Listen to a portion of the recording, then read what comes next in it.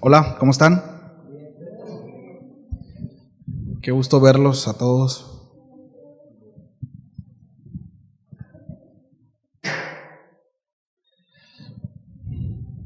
Por fin ya me dejaron predicar. Ya no me dan chance.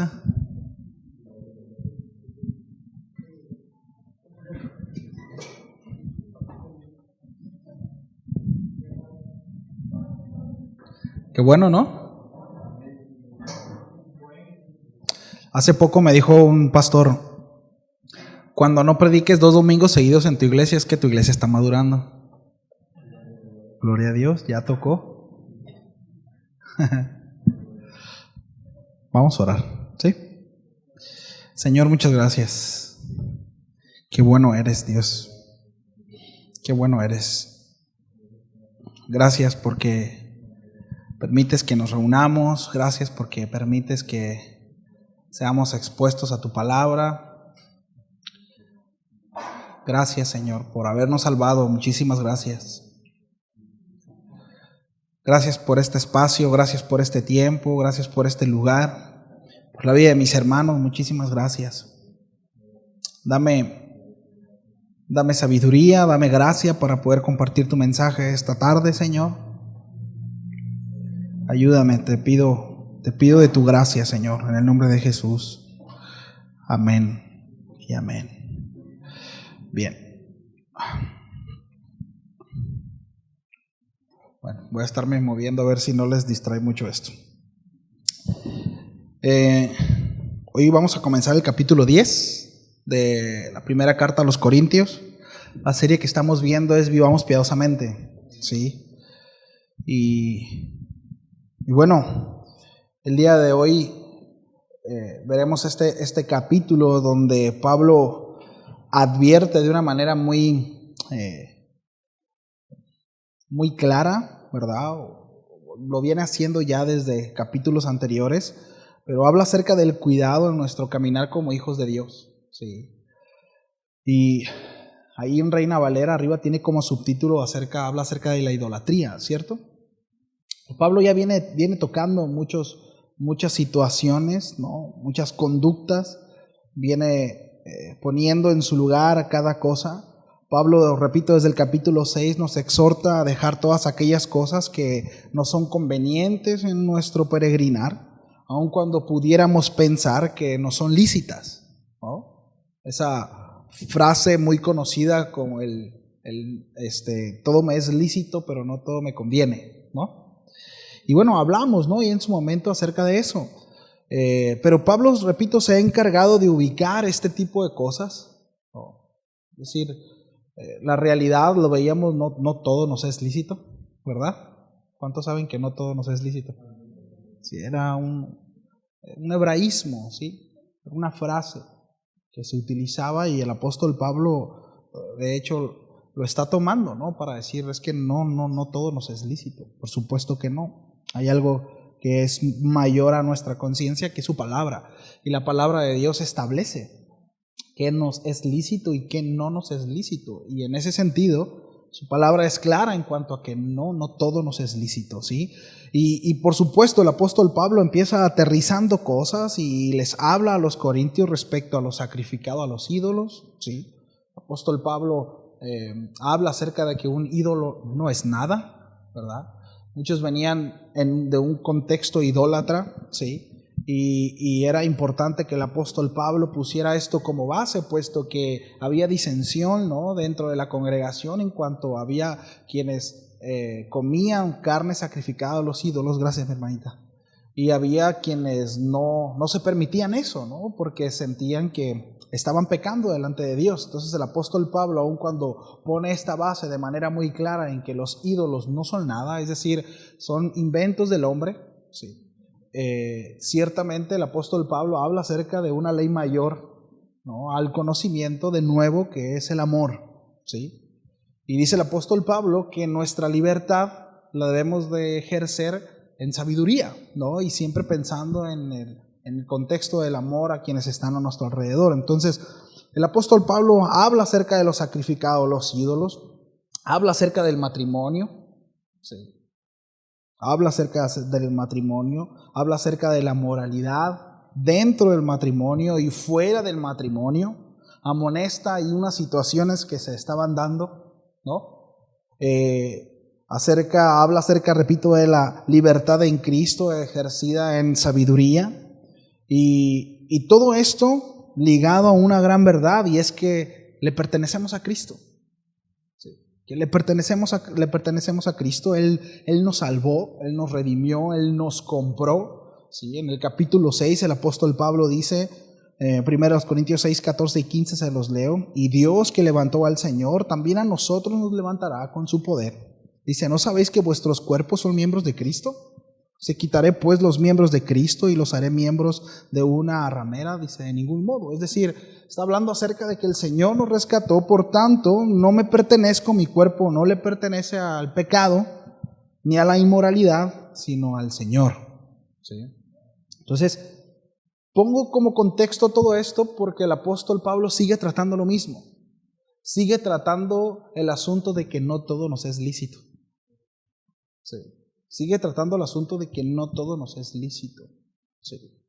Entonces, el apóstol Pablo habla después, ¿no? Dice, por cuanto no me pertenezco, ¿sí? Mi cuerpo no le pertenece a mis impulsos carnales, dice, bueno, golpeo mi cuerpo, es decir, lo sujeto. ¿Sí? Y hace 2 semanas, ¿no?, hablamos acerca de eso en el capítulo 9, verso 27, ¿no? Dice el apóstol Pablo, golpeo mi cuerpo y lo pongo en servidumbre, es decir, lo sujeto ¿a qué lo sujeto? A la verdad del Señor, a la palabra de Dios. ¿Sí? No es quien me domina, sino yo lo pongo en servidumbre. ¿Sí? No sea, dice, que habiendo sido heraldo para otros, yo mismo venga a ser eliminado. Esta palabra de ser eliminado, ¿sí?, es la palabra, no está hablando acerca de borrado o destruido, sino de no aprobado. ¿Sí? De no aprobado. Es decir, un creyente genuino, nacido de nuevo, ¿sí?, puede ser reprobado. ¿Sí? Puede ser hallado no aprobado, en este caso para el ministerio. Sí es salvo. Sí, el Señor lo redimió. Sí ha creído para salvación. Sin embargo, no es aprobado para. ¿Sí me explico? En ese sentido se refiere el apóstol Pablo. ¿Sí? Entonces dice el apóstol Pablo, pongo mi cuerpo, ¿verdad?, mis miembros, mi carne en servidumbre, lo sujeto, ¿sí?, a la obediencia a Cristo, es decir, a esa verdad que es su palabra. ¿Sí? No vaya a ser que yo, habiendo anunciado este mensaje, ¿sí?, quede fuera de la jugada. No. Es decir, que ya mi vida, que ya mi mal testimonio estorbe, ¿sí?, para el ministerio que estoy ejerciendo. Y ese es un mensaje y es algo que el apóstol Pablo tiene muy presente. Lo vemos en diferentes escritos del apóstol Pablo, de ese temor que tenía, ¿no?, de no verse aprobado delante de los hermanos, ¿no? Y déjeme decirle que no era una motivación incorrecta, no era una cuestión de querer quedar bien con los hermanos, ¿sabe? Era porque no quería ser estorbo en la obra. Era porque no quería que se hablara mal del Señor por su causa. ¿Sí? Y esa es una motivación que debiera haber en nosotros, mis amados. ¿No? Guardar el testimonio, buscar siempre la integridad para que no se hable mal del Señor. ¿No? Que en algún momento nosotros predicando, ¿verdad?, al Señor, no nos hallemos precisamente no aprobados. ¿No? Que por acá estemos predicando y nos demos la vuelta y a ojos de otros digan, no calificas para que estés predicando eso. ¿Sí? Entonces debiera ser un deseo apremiante en nuestro corazón, ¿no? Buscar la integridad, buscar la santidad en todo momento, ¿sí?, así como el apóstol Pablo. Repito, no es una cuestión de aparentar, no es una cuestión de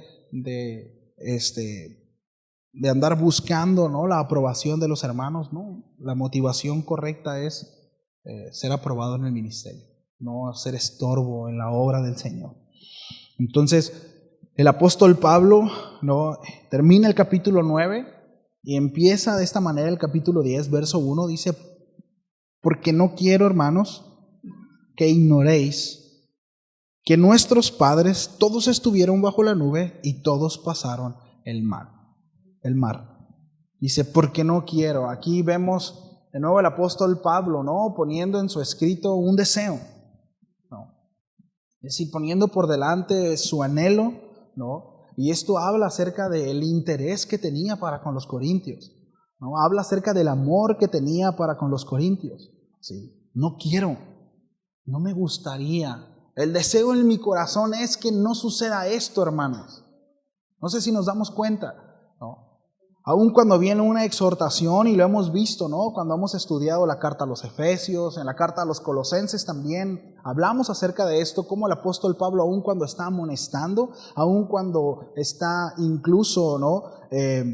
Corrigiendo de alguna manera, siempre lo hace en amor y siempre deja mostrar su amor, siempre deja mostrar su interés porque la obra del Señor se perfecciona en la vida de los hermanos. Y porque no quiero tiene mucho que ver, ¿no? Es importante que podamos darnos cuenta de estos pequeños detalles porque le da sentido a todo el texto, ¿sabe? O sea, cuando nosotros lo leemos quizá y no nos detenemos, podemos pasarnos por ciertos matices que la misma carta nos está dando y nos perdemos de mucho sabor, ¿sabe? Más allá de una situación o una cuestión teológica, ¿no? Es una cuestión de matiz, es una cuestión de poder entender lo que el apóstol Pablo quería decir, lo que el apóstol Pablo está transmitiendo, y tiene mucha congruencia y coherencia con el mensaje, ¿sí? Entonces dice, ¿por qué no quiero? ¿Qué es lo que no quiere el apóstol Pablo? Que los hermanos ignoren, ¿sí? Esta palabra ignorar en dos sentidos, ¿sí? Esta palabra se puede utilizar en dos sentidos, ¿no? En desconocer o en pasar por alto. Porque yo puedo ignorar algo, yo puedo ignorar un mandamiento en el sentido de desconocer el mandamiento o pasar por alto el mandamiento. Las dos, ¿sí? Están mal, ¿sí? En el doble sentido, el apóstol Pablo no quiere que suceda eso, y tampoco el Señor, ¿sí? El Señor le dice a su pueblo, ¿no? Precisamente a falta de conocimiento mi pueblo pereció, ¿sí? Porque no tuvo el conocimiento, porque no aplicó, ¿verdad? Y es en doble sentido, ¿sí? Porque se alejó del mandamiento, por tanto, ¿verdad? Lo ignoró, ¿sí? No tuvo acceso a él, ya no más. Y a causa de eso, ¿sí? Su pueblo perece. Entonces, en ese sentido dice el apóstol Pablo, no quiero que ignoren en primera instancia, ¿verdad? Que no pasen por alto esto, ¿sí? Pero tampoco que lo desconozcan. Ahora, es muy interesante porque el apóstol Pablo, ¿no? Le está hablando a personas que muchos eran considerados helenistas, es decir, judíos, ¿sí? Con padres judíos, pero que tenían mucho tiempo viviendo en las afueras, ¿sí? Con tradiciones ya muy mezcladas en cuanto al judaísmo, ¿sí? Sin embargo conocían, pero también había algunos que desconocían totalmente la historia.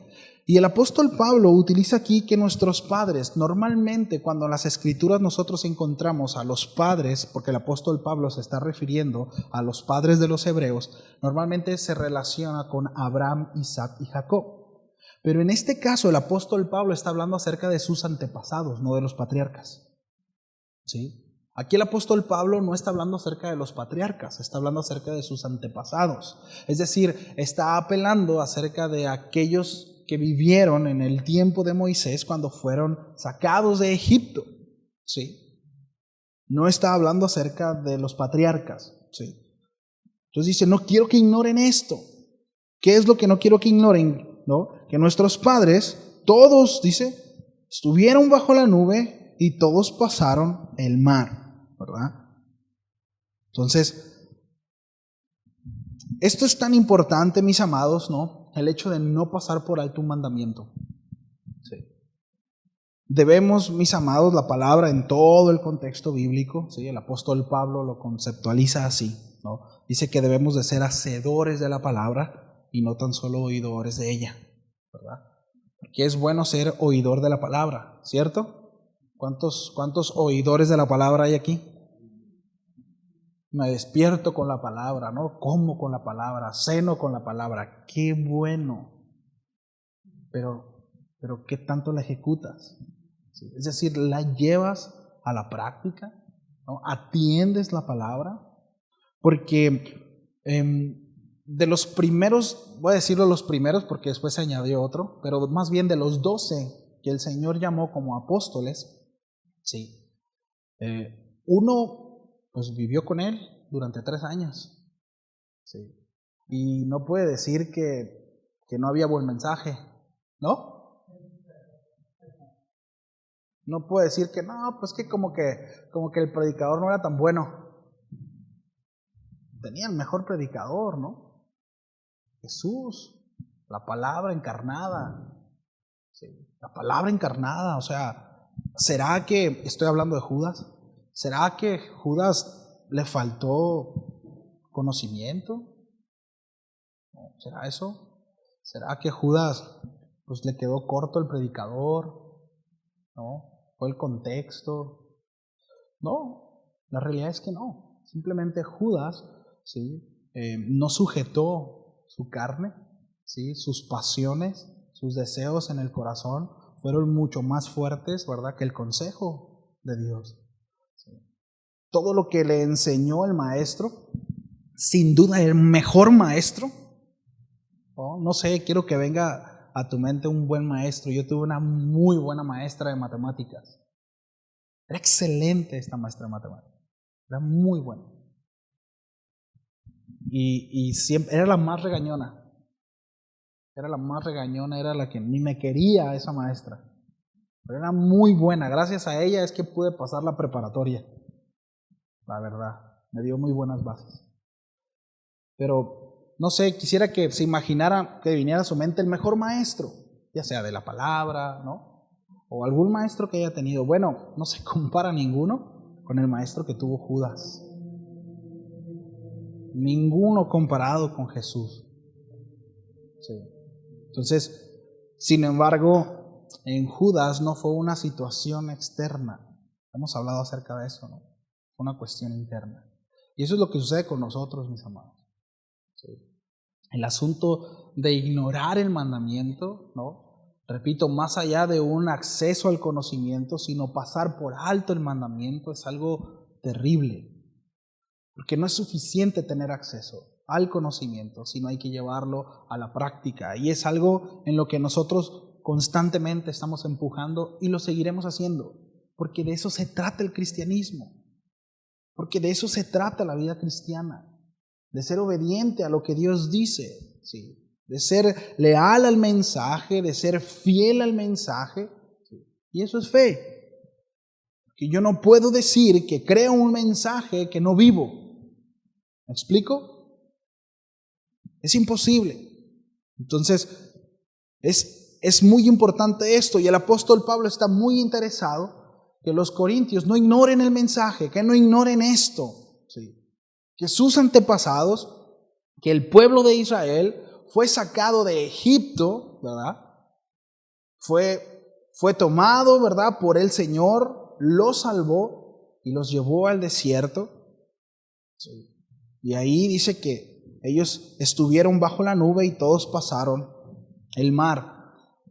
Aquí nos remontamos al Éxodo, donde dice la Escritura que cuando el pueblo de Israel fue sacado de Egipto y fue llevado al desierto, lógicamente si ellos pues, no salieron con carpas, ¿verdad?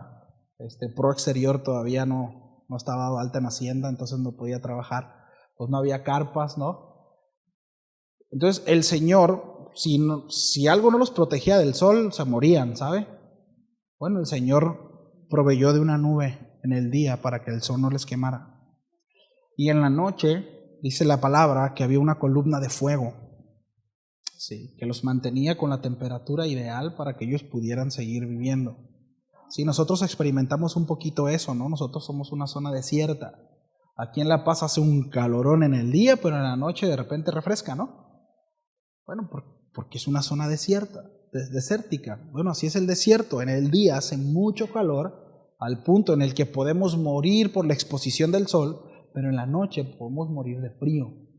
Sí. Bueno, el Señor proveyó lo necesario. En el día proveyó una nube para taparlos del sol, y en la noche proveyó del calor necesario para que no murieran de frío. Qué bendición, ¿no?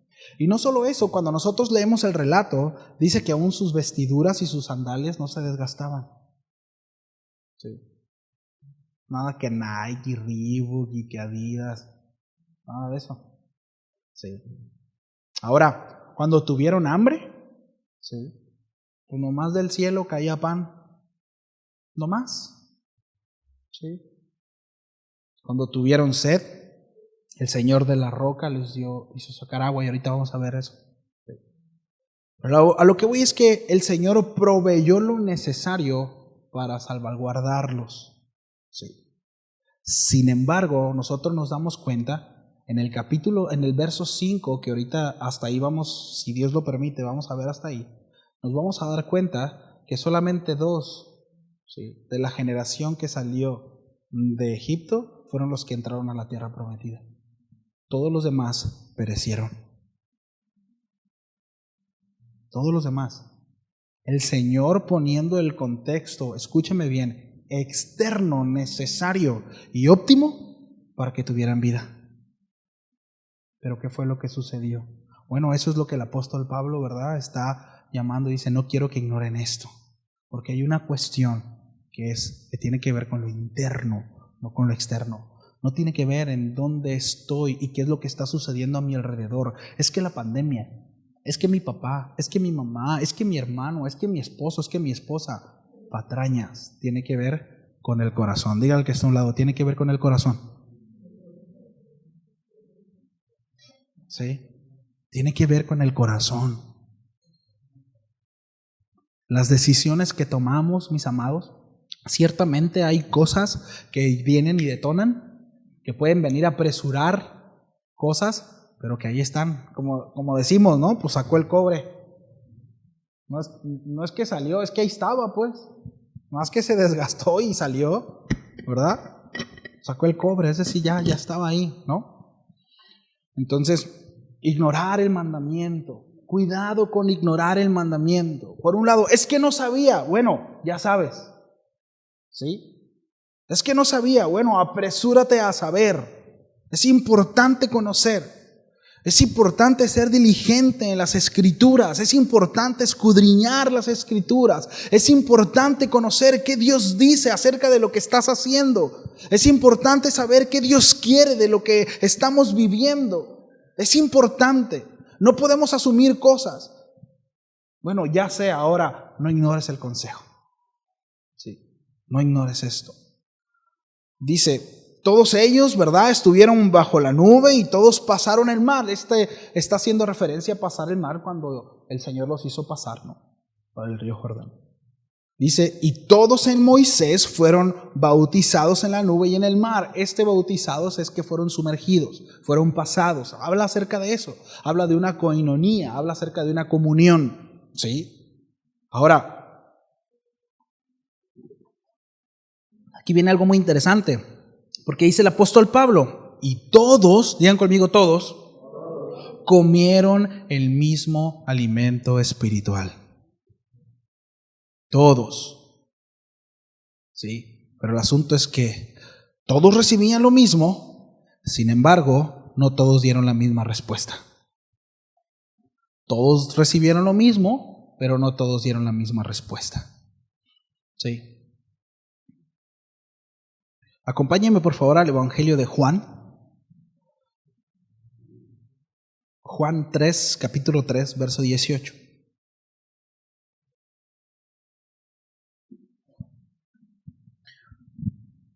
Está enseguidita, ¿no?, de ese verso que conocemos, porque de tal manera amó Dios al mundo, ¿no?, que dio a su Hijo unigénito para que todo aquel que en Él cree no se pierda, mas tenga vida eterna. Bueno, 2 versículos después dice esto. El que en Él cree, dice, no es condenado. Pero el que no cree ya ha sido condenado, porque no ha creído en el nombre del unigénito Hijo de Dios. Pero quiero que tengamos presente porque de tal manera amó Dios al mundo, ¿sí?, que dio, ¿sí?, que ha dado. ¿A quién lo dio? Al mundo, ¿sí? Dice, y esta es la condenación, que la luz vino al mundo y los hombres amaron más las tinieblas que la luz. ¿Por qué? Porque sus obras eran malas. Sí. La evidencia en el corazón. Porque todo aquel que hace lo malo aborrece la luz y no viene a la luz, para que sus obras no sean reprendidas. Mas el que practica la verdad, y aquí es importante, ¿qué dice más el qué? El que practica. ¿Sí? Esta palabra practicar tiene la connotación de ejercer una acción constante. ¿Sí? Ejercer una acción constante. Si yo ahorita salgo corriendo al baño, yo no puedo decir que soy un corredor, ¿verdad? Sin embargo, si me levanto todos los días a las 5 de la mañana a correr, puedo decir que soy un corredor, ¿verdad? En una connotación de deporte. Pero si de repente me echo mis trotadas por alguna u otra forma, no significa que soy un corredor, ¿sí? Entonces, es muy interesante lo que el apóstol Juan habla aquí, porque habla acerca de practicar. El que practica la verdad viene a la luz para que sea manifiesto que sus obras son hechas en Dios. Entonces, dice la palabra, ¿verdad?, que todos recibieron el mismo alimento espiritual, refiriéndose el apóstol Pablo a esos padres, ¿verdad?, que salieron de Egipto, que fueron sacados con maravillas, ¿verdad?, de parte del Señor. Miren, pero cada uno de los dioses los cuales idolatraba Egipto, cada uno de ellos, el Señor se encargó de aplastarlos. Todos y cada uno de ellos. Sí. Si nosotros leemos con detenimiento el Éxodo, nos vamos a dar cuenta que muchos, no solamente fueron hebreos los que salieron de Egipto, sino muchos de otras naciones que se dieron cuenta que sus dioses habían sido aplastados por el único Dios real y verdadero, que era Jehová, el Dios de los hebreos. Ellos llegaron y dijeron: pues la verdad es que nos hemos dado cuenta que tu Dios es el bueno. ¿Podemos irnos con ustedes? Vénganse. Y de muchas naciones, de hecho, ahí encontramos por primera vez la palabra gentiles. Naciones salieron junto con el pueblo hebreo de Egipto. Salieron de ahí la congregación. Salió una congregación, ¿verdad?, del pueblo. ¿Por qué? Porque ellos vieron el poder de Dios. De hecho, para no dar más tiempo, pero cuando nosotros vemos, los primeros que empiezan a decir que tienen hambre de comer carne son precisamente aquellos que no son hebreos. Y son los que empiezan a alborotar al pueblo. Pero el pueblo presta atención a ellos. Sí. Entonces, todos estos, ¿verdad?, se dieron cuenta de las maravillas del Señor, se dieron cuenta de la obra de Dios, como los dioses, ¿verdad?, que tenían, que ahora nosotros sabemos que los dioses nada son, ¿verdad? Sí. La idolatría en el corazón de Egipto fue destruida. Cada uno de los ídolos que había levantado el corazón de Egipto fue destrozado. El Señor los aplastó, ¿sí?, pasó por encima de ellos, los demolió, ¿sí?, para testimonio del pueblo hebreo y para testimonio de las naciones ahí, ¿sí? Entonces reconocieron que el Dios de los hebreos era el único Dios poderoso.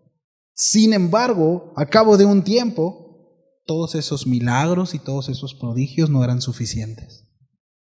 Ni siquiera una nube en el cielo, ¿sí?, y ni siquiera, ¿verdad?, esa columna de fuego en la noche. Qué tremendo. Porque el corazón del hombre, mis amados, se asimila y se acostumbra tan rápido. Qué triste es cuando nos acostumbramos y menospreciamos la presencia del Señor y sus manifestaciones. Qué triste es eso. Cuidado cuando nos suceda eso. Cuidado cuando dejemos de admirar la obra de Dios. Cuidado cuando dejemos de asombrarnos de la cruz. Cuidado cuando deje de quebrantar nuestro corazón el hecho de que el Hijo de Dios haya venido a salvarnos. Cuando ya no sea suficiente. Cuidado, mis amados. Cuidado. Porque es precisamente cuando se empiezan a buscar muchas tonterías, menos lo que la palabra de Dios dice. Porque ya la cruz no es suficiente. Así como tampoco es suficiente esa nube, y como tampoco fue suficiente esa columna de fuego, y como tampoco fue suficiente maná del cielo. Cuidado. Sí. Dice todos, dice que bebieron, ¿verdad? Tuvieron acceso, comieron el mismo alimento espiritual. Ahora, el autor de Hebreos habla acerca de sombra y figuras, ¿no? El Éxodo, de hecho, es un paralelo a los evangelios, ¿sí? Cuando Jesús tiene la última cena, como lo que conocemos nosotros como la última cena, ¿sí? Está celebrando Pascua, ¿no? En el Evangelio de Lucas dice: cuánto he deseado celebrar Pascua con ustedes, le dice a sus discípulos. Y dice algo muy interesante, dice: cada vez que ustedes hagan eso, háganlo en memoria de mí, recordando que este es mi cuerpo y esta es mi sangre. Es decir, que precisamente aquel cordero que fue sacrificado, simbolizando la protección y la salvación del pueblo en Egipto, ¿sí? Estaba hablando precisamente del Cordero, el cual Juan el Bautista dijo: ¿recuerdan? He aquí el Cordero de Dios que quita el pecado del mundo. ¿Sí? Precisamente hablando de Jesús, a Jesús mismo salvando, ¿verdad?, a los suyos. ¿Sí? Y el Éxodo es un paralelo a los evangelios, exactamente, es eso. ¿Sí? Nosotros siendo rescatados de Egipto, que tipifica al mundo a través del Cordero, la sangre del Cordero, ¿verdad?, que nos salva y nos redime, ¿verdad? Y muchos de nosotros pues somos pasados por un desierto. Esto se puede ir de manera paralela a la santificación, ¿sí? La fe es probada, pasamos por momentos complicados, ¿cierto? Sí. Como el desierto. Ahora, la realidad es que el deseo en el corazón de Dios es que el pueblo no pereciera en el desierto, así como también el deseo en el corazón de Dios no es que usted y yo nos quedemos ahí en la prueba, sino que seamos aprobados. Sí. De hecho, el apóstol Pablo habla acerca, a los corintios mismos les habla de que la prueba que proviene de parte del Señor jamás será lo suficientemente grande para que nosotros no podamos soportarla, sino en su sabiduría Él sabe cómo probarnos y sabe cuánto darnos, ¿verdad? Que ese es otro tema, ya vamos a llegar ahí. Sí. Lo dice la palabra, ¿no? Que todos recibían el mismo pan, el mismo alimento espiritual. Bueno, Jesús, cuando viene, ¿verdad?, y se encarna, Él se revela como precisamente el pan de vida, ¿sí?, como ese alimento espiritual. Y también se revela como el agua de vida. Dice en el verso 4: y todos bebieron de la misma bebida espiritual. ¿Sí? Y ahí mismo el apóstol Pablo dice: porque bebían de la roca espiritual que los seguía, y la roca era Cristo. Qué interesante, ¿no? Qué emocionante saber que quienes estaban con el pueblo hebreo en todo peregrinar en el Éxodo era Cristo mismo. ¿Sí? Que con quien se relacionaba Moisés era precisamente con la imagen del Dios invisible. ¿Sí? Algo que se le conoce dentro de la teología como cristofanía, ¿no? Una aparición de Cristo antes de su encarnación. ¿Sí? En el Evangelio de Juan, capítulo 6, verso 48, Jesús dijo lo siguiente: yo soy el pan de vida. Fíjese lo que dice Jesús: vuestros padres comieron el maná en el desierto y murieron. Sombra y figura. Sí. Este es el pan que desciende del cielo, para que del que come y se no muera.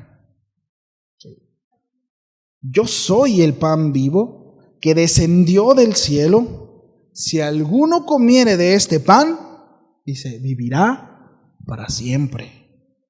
Para siempre. Dice, y el pan que yo daré es mi carne, la cual yo daré por la vida del mundo. Sí.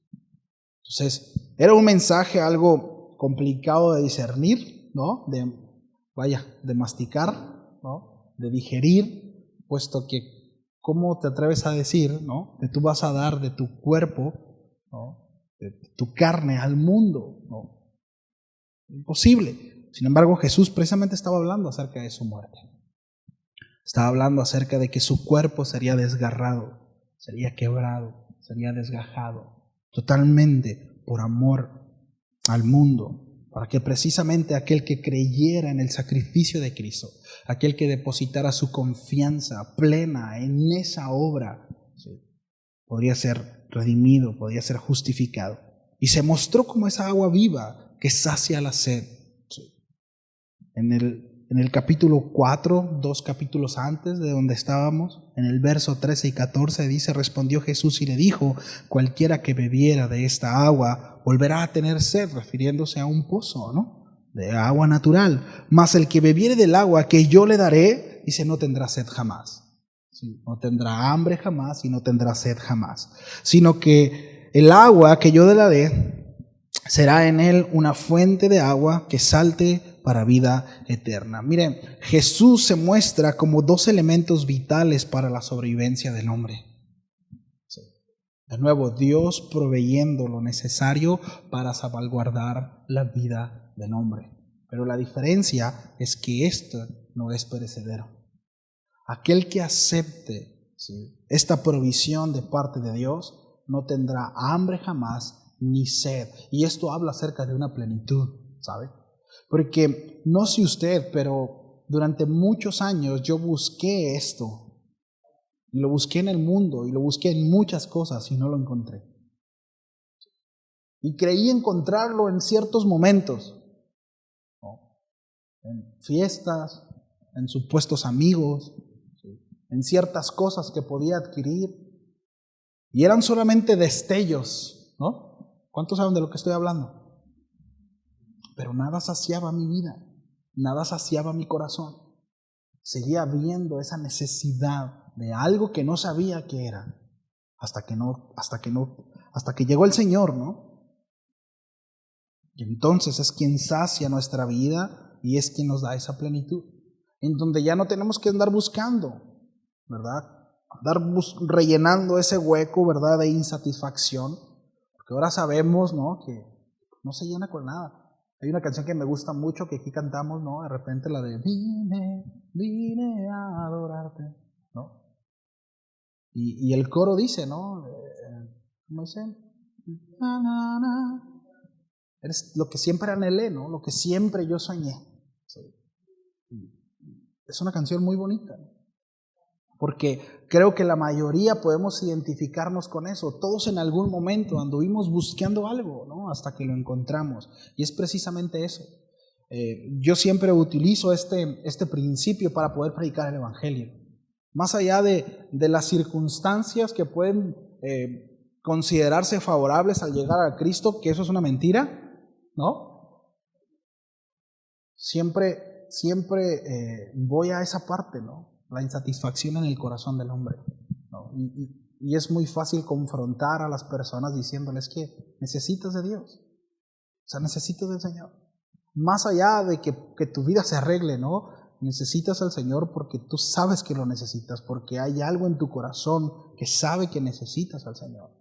Ahora, el asunto es, y ahí es donde confrontas, si tu pecado reconoce o no reconoce eso.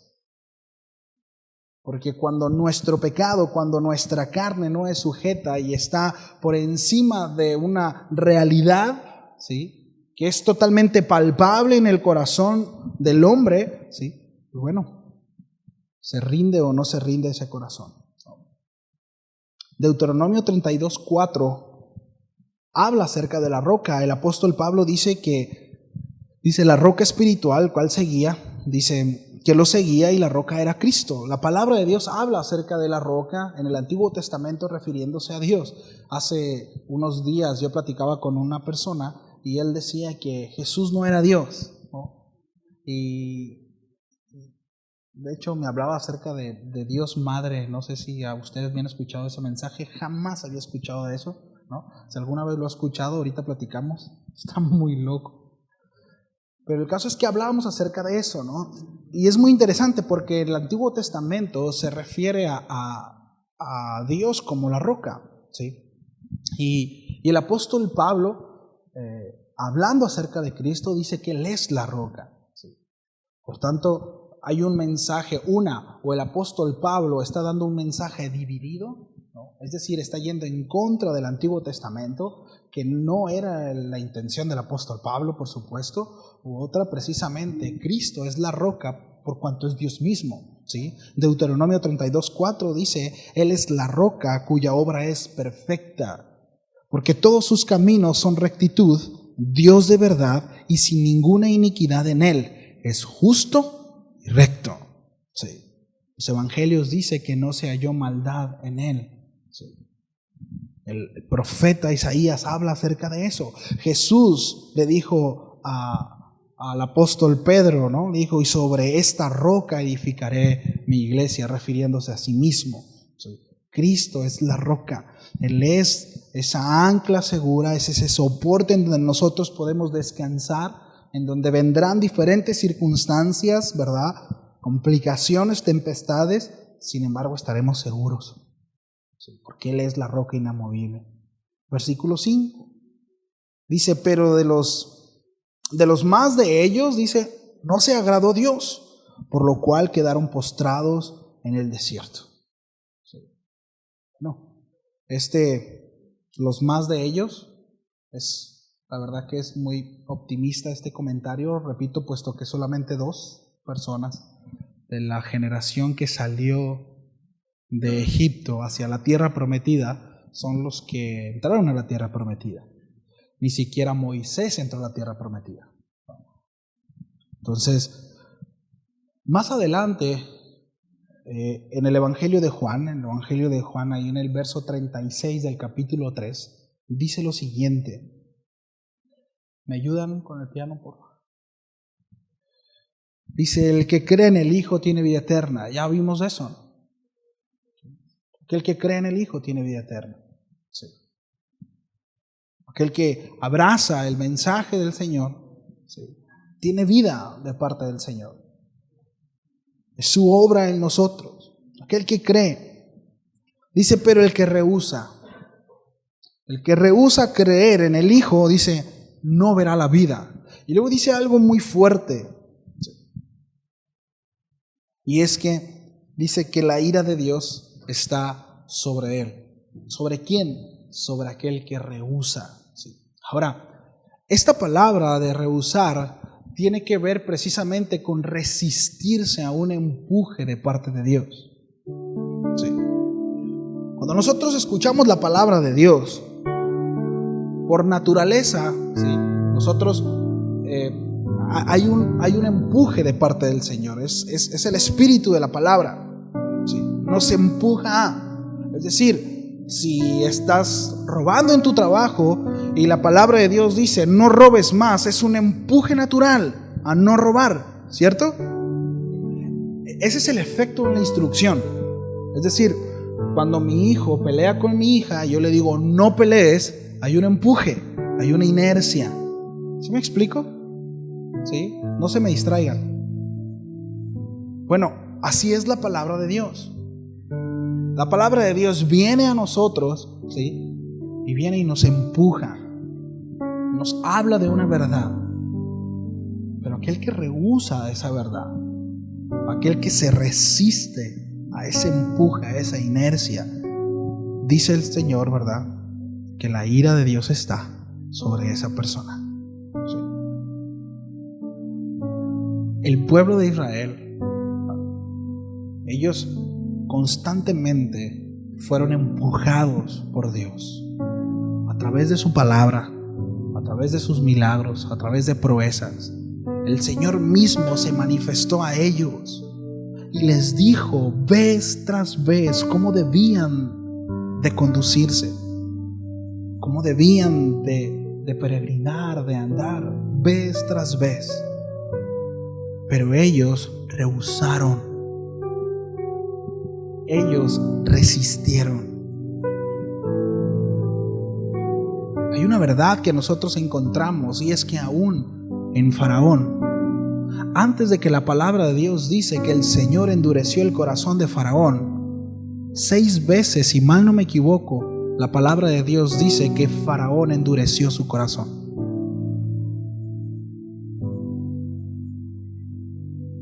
llega un momento, si hay algo trágico que le puede pasar al ser humano, es que Dios diga, ok, haz lo que quieras. Pero si nosotros persistimos en lo mismo, tarde o temprano sucederá. Porque no todo el tiempo el Señor contendrá contra el hombre. Ciertamente es Dios de misericordia y ciertamente es tardo para la ira, pero es Dios fuerte y celoso. Es Dios. Sí. El apóstol Pablo le dice a los corintios: no ignoren que nuestros padres fueron bautizados juntamente con Moisés, es decir, fueron sumergidos y vieron las maravillas del Señor y fueron rescatados con mano poderosa. Sin embargo, muchos quedaron en el desierto porque no atendieron el consejo, porque no atendieron la instrucción. Repito, el apóstol Pablo está tratando la conducta del creyente.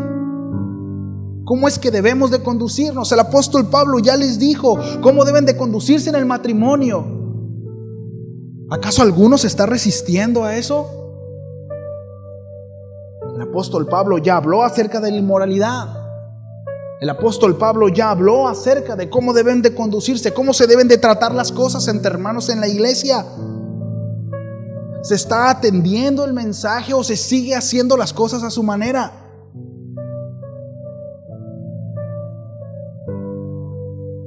Rehusar.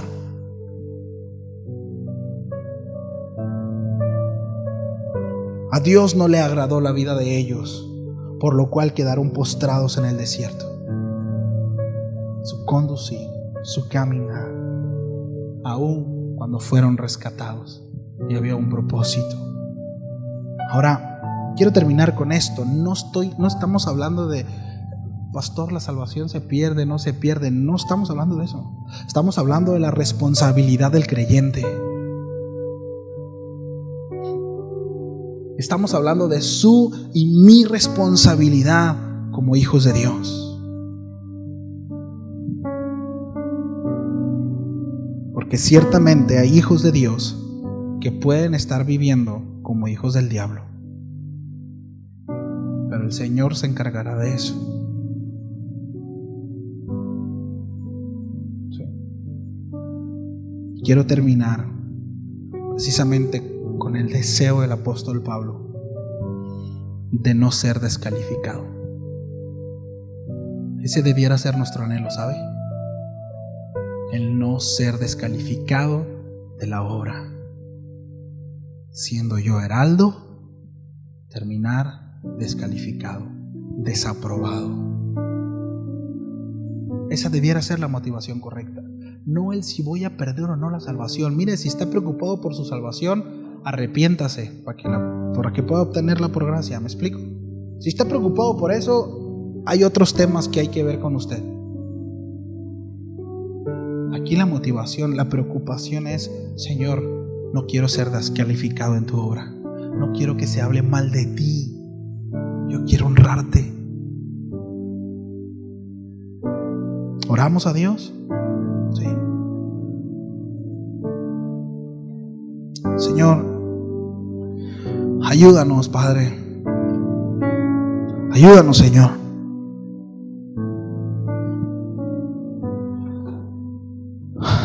Ayúdanos. No queremos resistirnos, Señor, al empuje de tu Espíritu. Encuentra en nosotros, Señor, corazones obedientes, dispuestos a obedecerte. Señor, que nos dejemos de tonterías y de andar culpando, Señor, las situaciones externas, el contexto en el que estamos, Señor. Si alguno aquí no está dando respuesta, o si alguno no estamos dando respuesta, Señor, es por la condición en nuestro corazón, condición la cual tú quieres tratar, Señor. Encuentra en nosotros un corazón tratable, maleable, que puedas dirigir. Y aún, Señor, si tú ves necesario rompernos, precisamente así como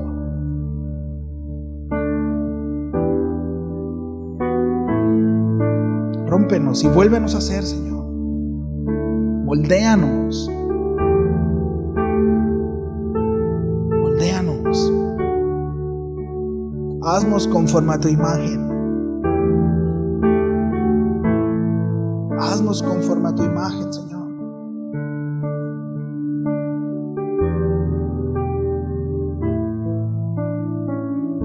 Nosotros somos nada, tú nos compraste, solo somos barro, Señor, en tus manos. Tú el alfarero. El barro no le dice, Señor, al artesano cómo es que debe de darle forma. Y nosotros tenemos claro eso, Señor. Es tu obra. Es tu obra, Señor, en nosotros. Gracias, Señor, por esta carta y que le escribió el apóstol Pablo a los Corintios. Ayúdanos a seguir creciendo y que en nosotros, Señor, haya respuesta. Haya respuesta, Señor, en ese sentido. En el nombre de Jesús.